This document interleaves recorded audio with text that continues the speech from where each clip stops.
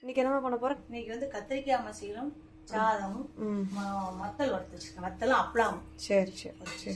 மசியலுக்கு அந்த அப்பளம் வத்த போட்டுனா தான் நல்லா இருக்கும். காய்கறி எல்லாம் வச்சா நல்லா இருக்காது. சரி சரி சரி.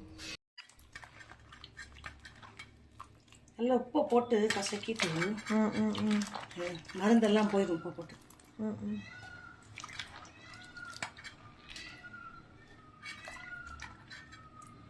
வெங்காயம், பச்சை மிளகா.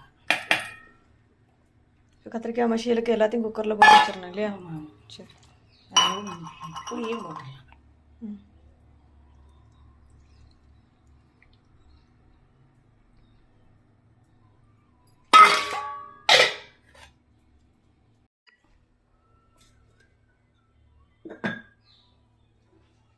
போட்டு கத்திரிக்காய் மசியலுக்கு எவ்வளோ போட்டு? 1/2 கிலோ கத்திரிக்காய். 1/2 கிலோ கத்திரிக்காய். சரி. எவ்வளோ வெங்காயம்? 3 வெங்காயம், பெரிய வெங்காயம். சின்ன வெங்காயம் போடலாம் இல்லை.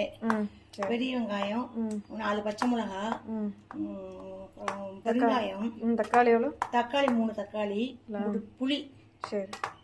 அதை குக்கரில் வச்சு எடுத்ததுக்கப்புறம் மசிச்சுட்டு இருக்கோம். சரி சரி. தண்ணியை இழுத்து வச்சுட்டு மசிக்கணும், அப்போதான் அது மசியும். சரி. இப்போ மஞ்சள் பொடியும் போட்டிருக்கோம் இல்லையா? சரி சரி. இப்போ முதல்ல போடலாம், அது குக்கரில் பொங்கி வடியும். சரி சரி சரி. அப்புறம் இங்கே என்ன மசியலுக்கு படுத்து என்ன பண்ண போகிறோம்? முதல்ல மசியலுக்கு வந்து கத்திரிக்காய் இது கடுகு வறுத்துருக்கேன்.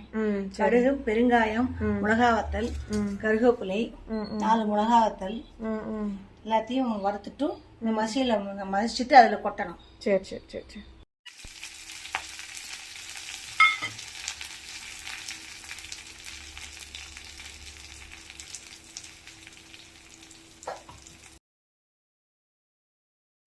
கத்திரிக்காய் மசியலுக்கு எதுக்கு இது அது வந்து அரிசி மாவு கொஞ்சம் 1 ஸ்பூன் அரிசி மாவை கரைச்சி எடுத்து விட்டா கத்திரிக்காய் வந்து இப்படி விட்டு விட்டு போகாது, கொஞ்சம் சேர்ந்து இருக்கும், நல்லா இருக்கும். சரி சரி சரி.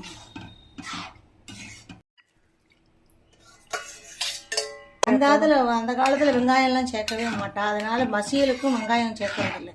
கசப்பு இருக்காது கத்திரிக்காயில. இது இப்போ ரொம்ப கத்திரிக்காய் ரொம்ப கசக்கிறது, அதனால தக்காளியும் வெங்காயம் போடும். சரி சரி. தோசைக்கு எல்லாமே விட்டுக்கலாம் இல்லையா? தோசைக்கு மெயினா தோசைக்கு மசியல் விட்டு சாப்பிட்டா ரொம்ப நல்லா இருக்கும். சரி சரி. இன்னைக்கு தோசை வாத்திருக்கேன். சரி. அதனால மசியல்.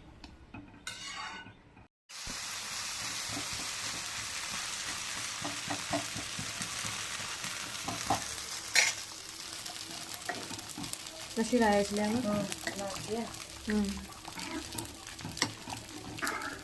இல்லையா? சரி.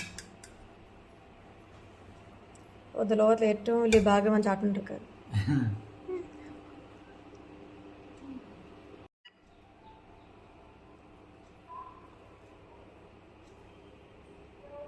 எப்படி இருக்கு?